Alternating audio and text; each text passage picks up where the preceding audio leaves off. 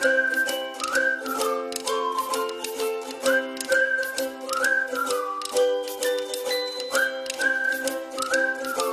now and press the bell icon. Never miss an update. Hi everyone, welcome back to my another video in my YouTube channel and Facebook page, English Hub with Rahat. Hope all are hale and hearty by the root of omnipotent Allah. And I'm also great, fit and sound. Dear viewers and my all enthusiastic English lovers, today's video is absolutely based on words and its division. And I think this video will be interesting, amazing and very constructive to my all learners, those who are still now in the term of learning process of English and those who are trying to develop their English skills. So viewers, this video is only for you because in this video I'm going to explain some lovely tricks and hacks about words and vocabulary, and I think you can figure out lots of information in this video. So this is my request to all of my English lovers and viewers. Please watch my entire video without giving any pause and interruption. Dear viewers, you have already noticed my today's topic, and that is word. And I have already mentioned in which way words are segmented or divided. And another point is what's the connection of words to create vocabulary. So viewers, let's get started. শব্দ আজকের ভিডিওর মূল প্রতিপাদ্য বিষয়। আমরা জানি শব্দের মিলনে বাক্য হয়, শব্দ ছাড়া বাক্য তৈরি করা সম্ভব নয়। কিন্তু প্রশ্ন হচ্ছে, বাক্যে কি ইচ্ছা মতো নিজের খেয়াল খুশি মতো কি শব্দ বসাইলেই কি একটি শুদ্ধ সাবলীল একটি আদর্শ বাক্য তৈরি করা সম্ভব? এই বিষয়টা আমাদের অনেক শিক্ষার্থী এবং লার্নার্সদের মধ্যে এখনো পর্যন্ত একটি বিভ্রান্তি কিংবা একটি ভুল ধারণা রয়ে গেছে। ওরা ভাবে যে শব্দটা শিখলেই হলো, সেটা আমি নিজের ইচ্ছা মতো খেয়াল খুশি মতো করে বাক্যে ব্যবহার করব, তাহলে একটা বাক্য হয়ে যাবে। কিন্তু না, এটি ভুল ধারণা। এবং আরো মজার বিষয় হলো, আমরা অলরেডি ইউটিউবে কিংবা ইন্টারনেটে how to develop your vocabulary, how to enrich your vocabulary, এই বিষয়গুলো নিয়ে, how to enrich your English skill, এই নিয়ে অনেক ভিডিও ক্লিপ দেখি। কিন্তু এরপরও আমাদের ভোকাবুলারি স্ট্রং হচ্ছে না। কারণ কি জানেন, শব্দ শিক্ষার মধ্যে কিছু পদ্ধতি আছে, কিছু টেকনিক আছে। ওই টেকনিকগুলো আমরা প্রপারলি অ্যাপ্লাই করি না বিধায় আমাদের শব্দটা পরিপূর্ণ শেখা হয় না। আমি আপনাকে ছোট্ট একটি এক্সাম্পল দিব before clarifying our today's topics. Okay, so let me show some examples. আমরা যখন আমাদের মধ্যে যেসব শিক্ষার্থী আছেন যখন শব্দ শিখে, তারা কিভাবে শিখে আমি আপনাকে দেখাচ্ছি, এবং এভাবে শিখলে যে কি কি প্রবলেম ক্রিয়েট হতে পারে, যখন বাক্য মেক করতে যাবে তখন তারা নানাবিধ প্রবলেমের মুখোমুখি হবে। তাই একটি এক্সাম্পলের মধ্যে আমি ব্যাপারটা ক্লিয়ার করছি, তারপরে আমাদের আজকের টপিকসে আমি চলে যাব। সে ফর এক্সাম্পল, আমি একটি শব্দ লিখলাম অনেস্ট।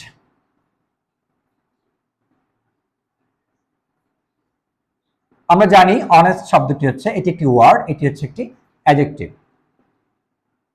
ওকে ভিউয়ার্স, এরপরে আমরা এখানে সেগমেন্ট বের করি, আমরা পাচ্ছি এখান থেকে honesty, it's a noun. Be honest is a verb, and honestly is a adverb. So একটু খেয়াল করুন বিষয়টি, তাহলে খুব সহজে বুঝতে পারবেন আমাদের মধ্যে প্রবলেমটা কোথায় হচ্ছে। আসলে আমরা এত ভিডিও দেখি, এরপরও কেন আমাদের ভোকাবুলারি এনরিচড হচ্ছে না? মূল প্রবলেম একটা, আমাদের শব্দ শিক্ষার মধ্যে কিছু সমস্যা আছে, পদ্ধতিগত কিছু সমস্যা আছে। আমরা বিশেষ কিছু প্রসিজার্স আমরা সেখানে প্রপারলি মেনটেন করি না, যার কারণে শুধু শব্দ শিখাই হয় কিন্তু সেই শব্দগুলোকে যথার্থভাবে বাক্যে আমরা ব্যবহার করতে পারি না। দেখুন, আমি এখানে লিখেছি যে অনেস্ট, আপনারা দেখতে পাচ্ছেন অনেস্ট শব্দটি হচ্ছে কি অ্যাডজেক্টিভ, কিন্তু এই শব্দটির আরো কিছু সেগমেন্ট আছে। যদি একজন শিক্ষার্থী শুধু অনেস্ট শব্দটা শিখে, তাহলে কিন্তু একটা পূর্ণাঙ্গ ভোকাবুলারি হবে না, সে আংশিক শিখবে। কারণ আমরা যখন কোনো বাক্য মেক করতে যাই, তখন বাক্যের বিভিন্ন অবস্থান ভেদে বা পজিশন ভেদে বা বাক্যের ভাব অনুযায়ী আমাদেরকে শব্দের মধ্যে কিছু পরিবর্তন আনতে হয়। আমি যেখানে অনেস্ট লিখবো সেখানে আবার অনেস্টলি লিখতে পারবো না, আবার যে জায়গায় অনেস্টলি লিখবো সেই জায়গায় বি অনেস্ট শব্দটি লিখতে পারছি না, আবার যে জায়গায় বি অনেস্ট লিখবো সেখানে আবার অনেস্ট লিখতে পারছি না। এই যে শব্দের যে কিছু ইন্ডিভিজুয়াল যে রুলস আছে বা ওরা কিছু ইন্ডিভিজুয়াল পজিশনে বসে, সকল শব্দ সব জায়গায় বসানো যায় না। দেখুন আমি কিছু এক্সাম্পলের মধ্যে দিয়ে আপনাকে ব্যাপারটা ক্লিয়ার করছি। these দিলাম আমি আপনাদেরকে। Dear viewers, you can use these instead of example. I think it's a nice word.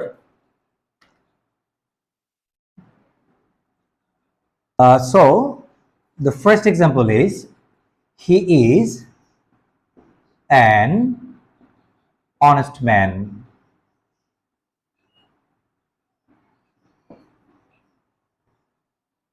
And the second example is I like his honesty.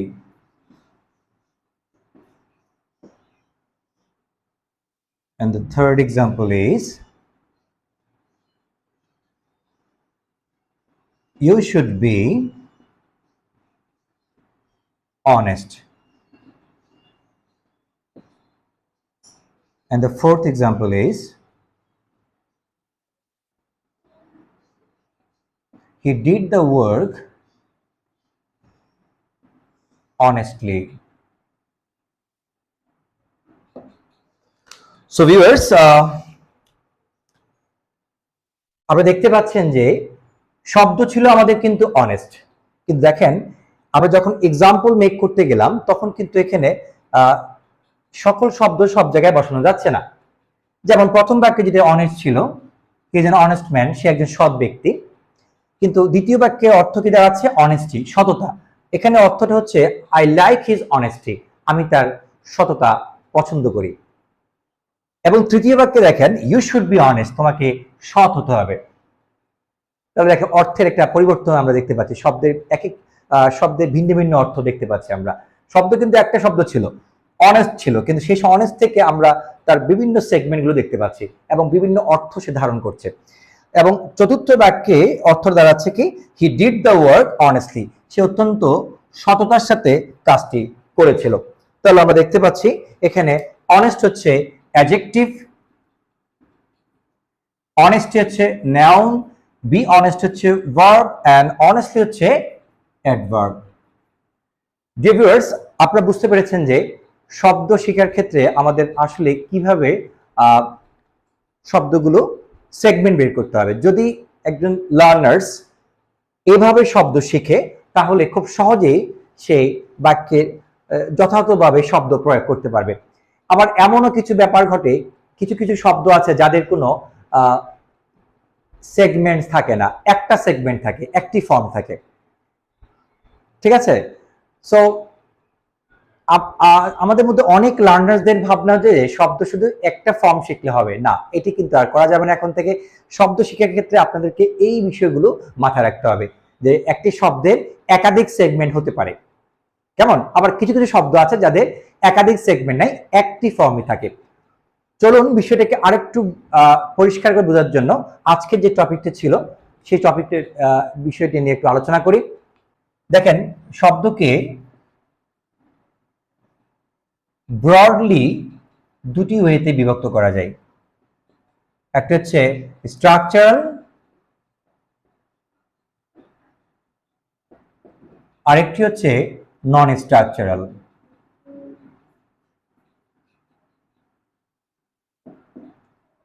Structural যে শব্দগুলো আছে ওদের আরেকটি নাম আছে, ওদেরকে আমরা চাইলে মাইনর ওয়ার্ড হিসেবে মেনশন করতে পারি অথবা গ্রামাটিক্যাল ওয়ার্ড হিসেবেও মেনশন করতে পারি। আর নন স্ট্রাকচারাল যে শব্দগুলো আছে সেগুলোর আরেকটি নাম আছে, এগুলোকে আমরা মেজর ওয়ার্ড হিসেবে ব্যবহার করতে পারি কিংবা ক্লাস ওয়ার্ড হিসেবেও বলতে পারি।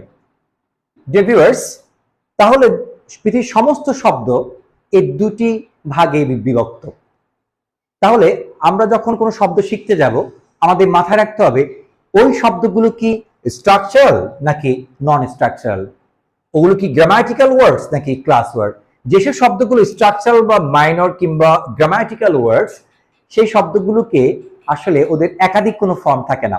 কিন্তু যে শব্দগুলো নন স্ট্রাকচারাল ওয়ার্ড কিংবা মেজর কিংবা ক্লাস ওয়ার্ডস, ওদের একাধিক ফর্ম থাকে। আশা করি কথাটা বুঝতে পারছেন আমি কি বলতে চাচ্ছি আপনাদেরকে। তাহলে এখন দেখুন কোন শব্দগুলো স্ট্রাকচারাল এবং কোন শব্দগুলো নন স্ট্রাকচারাল। তাহলে খুব সহজে আমরা শব্দ যখন আমরা ভোক্যাবসের জন্য বা ভোক্যাবুলারি ক্রিয়েট করতে যাব, তখন খুব সহজে আমরা বুঝতে পারবো যে এই শব্দগুলোকে আমাদেরকে অফকোর্স তার সেগমেন্টগুলো বের করে শিখতে হবে বা জানতে হবে। চলুন স্ট্রাকচার বা মাইনর কিংবা গ্রামাটিক্যাল ওয়ার্ড গুলো মানে কোন শব্দগুলোকে আমরা গ্রামাটিক্যাল বা স্ট্রাকচারাল ওয়ার্ড হিসেবে মেনশন করব। যেসব শব্দগুলো বিশেষ করে ডিটারমিনার, ভিউয়ার্স এই শব্দটিকে কখনো ডিটারমিনার বলবেন না, এটি শুদ্ধ উচ্চারণ হচ্ছে ডিটারমিনার অথবা ইন্টেন্সিফায়ার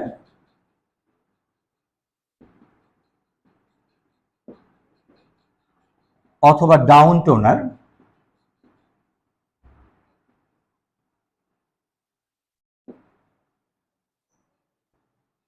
এছাড়া auxiliary verb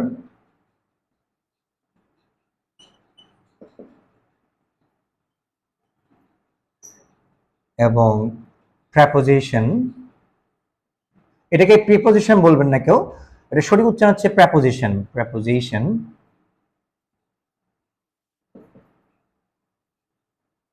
and conjunction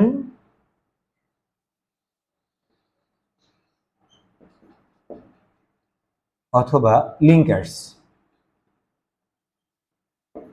viewers এখানে আমি যে শব্দগুলো লিখলাম ডিটারমিনার, ইন্টেন্সিফায়ার কিংবা down toner, auxiliary verb, preposition, conjunction এবং লিঙ্কার্স, এই শব্দগুলোই মূলত হচ্ছে স্ট্রাকচারাল কিংবা গ্রামাটিক্যাল ওয়ার্ড। এই শব্দগুলোকে আপনি একাধিক সেগমেন্ট করতে পারবেন না।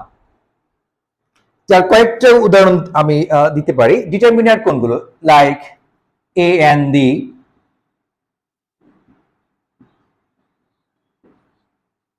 আরো আছে। এখানে আমি চাইলে মাই লিখতে পারি, দিস লিখতে পারি,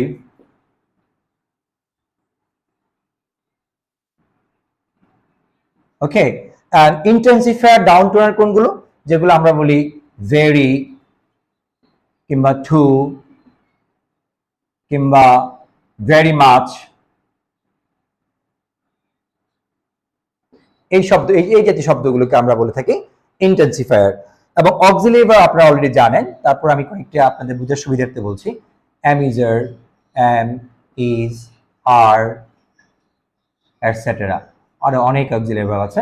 এন্ড দেন প্রেপোজিশন আপনারা জানেন অলরেডি, টু, ইন, অ্যাট, অনেকগুলো প্রেপোজিশন আছে। এন্ড কনজাংশন, কনজাংশন মধ্যে কি কি আছে? যেমন অ্যান্ড, বাট, অর, দো,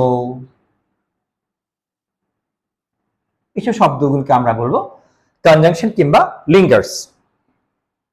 ভিউয়ার্স এই শব্দগুলোকে আমরা কোনো মতেই একাধিক সেগমেন্টে নিয়ে যেতে পারবো না, অর্থাৎ এগুলোকে নাউন বা অ্যাডজেক্টিভ অ্যাডভার্ব ফর্মে কনভার্ট করা যাবে না। এরা যেভাবে আছে ঠিক সেভাবে থাকবে। সো এই শব্দগুলোকে আমরা সেগমেন্ট করতে পারছি না। এই জন্য কেন পারছি না? কারণ এগুলো স্ট্রাকচারাল কিংবা গ্রামাটিক্যাল ওয়ার্ড। এই শব্দগুলো বাক্যে একাধিকবার ব্যবহার হতে পারে। এই আরো মজার বিষয় কি জানেন? এই শব্দগুলোর সাথে কোনো প্রেফিক্স কিংবা সাফিক্স যুক্ত করা যায় না, এবং এই শব্দগুলোর মধ্যে কোনো ইন্টার রিলেশনশিপ নেই, কোনো আন্তঃসম্পর্ক নেই। অন দ্য আদার হ্যান্ড যেসব শব্দগুলো নন স্ট্রাকচারাল ওয়ার্ডগুলোকেই কেবল আপনি কি করতে পারবেন? নন স্ট্রাকচারাল ওয়ার্ডগুলোকেই আমরা সেগমেন্ট করতে পারবো। এবং নন স্ট্রাকচারাল ওয়ার্ড কোনগুলো? নন স্ট্রাকচারাল ওয়ার্ডগুলো হচ্ছে noun, verb, adjective, and adverb. তাহলে আমরা দেখতে পেলাম যে নন স্ট্রাকচার ওয়ার্ড গুলো হচ্ছে কি noun, verb, adjective and adverb. এই শব্দগুলোইকে আমরা মূলত সেগমেন্ট করতে হয় এবং এই শব্দগুলোর মধ্যে একটা ইন্টার রিলেশনশিপ আছে এবং এই শব্দগুলোর সাথে আমরা চাইলে সাফিক্স কিংবা প্রিফিক্স যুক্ত করতে পারি এবং এই শব্দগুলো বাক্যে একাধিকবার ব্যবহার করা যায় না। কিন্তু স্ট্রাকচারাল ওয়ার্ড যেগুলো গ্রামাটিক্যাল ওয়ার্ড সেগুলো আমরা একটা চাইলে বাক্যে একাধিকবার ব্যবহার করতে পারি। সো আমরা যখন শব্দ শিখতে যাব অফকোর্স মাথায় রাখতে হবে আমাদের বেশিরভাগ শব্দ কিন্তু non structural word. Non structural word শিখতে গেলেই আপনাকে অফকোর্স সেই শব্দের নাউন, ভার্ব, অ্যাডজেক্টিভ, অ্যাডভার্ব বের করতে হবে, না হলে আপনি বাক্যকে শুদ্ধ এবং একটি আদর্শ বাক্য তৈরি করতে পারবেন না। বাক্যে যখনই আপনি শব্দ বসাবেন আপনি মাথায় রাখতে হবে সেই শব্দগুলোর আপনার proper noun, verb, adjective, adverb ফর্মগুলো জানেন কিনা। কারণ বাক্যে যখন শব্দ বসাবেন সেই শব্দগুলোর কিছু বিশেষ নিয়ম মেনটেন করে। বিশেষ নিয়ম হলো যেই জায়গায় আপনি নাউন বসাবেন সেই জায়গায় চাইলে আপনি ভার্ব বসাতে পারছেন না, যে জায়গায় ভার্ব বলবে সেই জায়গায় চাইলে আপনি অ্যাডজেক্টিভ বসাতে পারছেন না, আবার যে জায়গায় অ্যাডজেক্টিভ হবে সেই জায়গায় অ্যাডভার্ব বসাতে পারছেন না। সো আমরা যদি এই বিষয়গুলো মাথায় রাখি তাহলে আমাদের শব্দ শেখার ক্ষেত্রে আর কোনো প্রবলেম থাকবে না।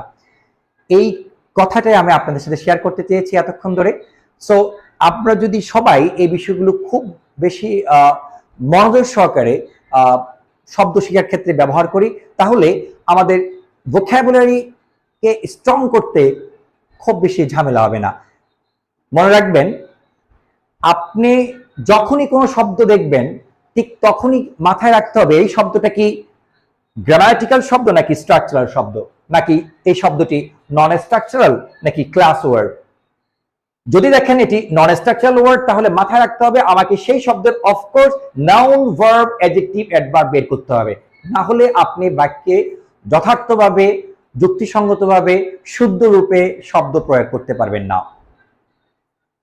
আশা রাখছি আপনারা আমার কথাগুলো বুঝতে পেরেছেন। এতক্ষণ ধরে যে বিষয়টা আমি বুঝতে চাচ্ছি যে আমাদের মধ্যে অনেক লার্নার্সদের মধ্যে, অনেক শিক্ষার্থীর মধ্যে কেন ভালো ভোকাবুলারি হয় না, কারণ ওরা একটি শব্দ শুধু একটি ফর্মে শিখে। ওরা কখনোই ভাবে না যে এই শব্দের আরো কিছু সেগমেন্ট আছে, আরো কিছু ফর্ম আছে। শুধু সেগমেন্ট নাই সেই সব শব্দগুলো, যেসব শব্দগুলো ডিটারমিনার থেকে আসবে, ইন্টেন্সিফায়ার থেকে কিংবা ডাউন টুনার থেকে আসবে, কিংবা অক্সিলারি ভার্ব কিংবা প্রেপোজিশন কিংবা কনজাংশন কিংবা লিঙ্কার্স, এই শব্দগুলোরই কেবল অন্যান্য ফর্মগুলো থাকে না, শুধু একটি ফর্মে থাকে। কিন্তু যে শব্দগুলো নন স্ট্রাকচারাল ওয়ার্ড সেগুলোর থেকে কিন্তু আপনাকে of course noun, verb, adjective, adverb বের করতে হবে, তবে আপনার ভোকাবুলারি এনরিচড হবে এবং আপনি খুব সহজেই খুব সুন্দর স্ট্যান্ডার্ড মানের বাক্য তৈরি করতে পারবেন। Hopefully you can understand what I'm going to tell you, and if you like my video, so this is my request, don't forget to subscribe me and follow me, because you know that sharing is really caring. And obviously one thing, keep practicing regularly, then you can enrich your English skill and as well as your vocabulary. Hopefully you can understand. So till then, have fun and stay connected. Allah Hafiz.